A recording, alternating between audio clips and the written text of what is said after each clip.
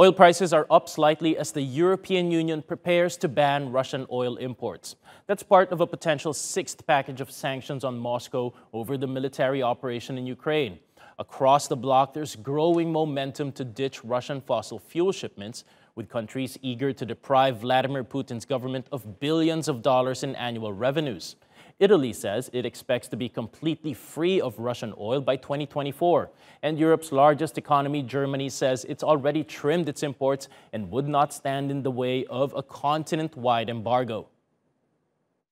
Well, we had a quite strong dependency on Russian oil in the past time. Before the war starts, it was 35%. Now we reduced it down to 12%, and after 2 months of work, I can say Germany is not against an oil ban on Russia. Of course, it is a heavy load to bear, but we are ready to do that. Now, for more on the story, let's go to Naeem Aslam. He's the chief market analyst at AvaTrade in London. Welcome back to the program, Naeem. Now, can you tell us about this transition away from Russian fossil fuel shipments? How is this going to play out for consumers, and what kind of strain is this going to put on government coffers?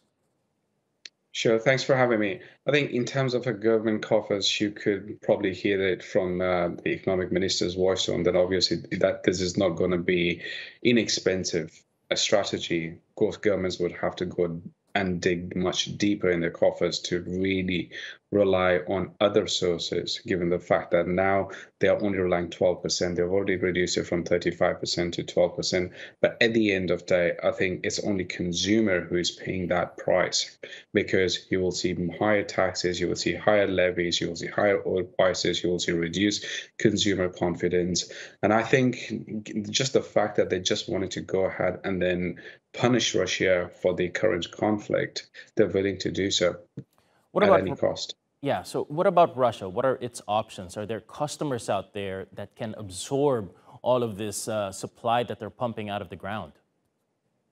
Well, currently, you know that there are many buyers on the market, such as India, which is very much openly buying that particular oil. We have China still buying Russian oil, and for them, any deep discount is really an opportunity. And there are other countries which are not very much in line with what the West really is demanding.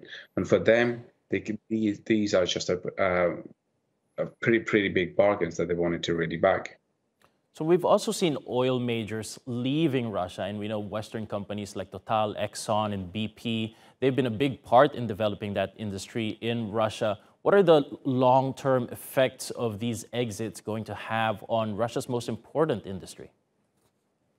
Well, I think if you are speaking of these particular companies like BP, Chevron, Exxon, so their long-term perspective is to move away from fossil fuel altogether.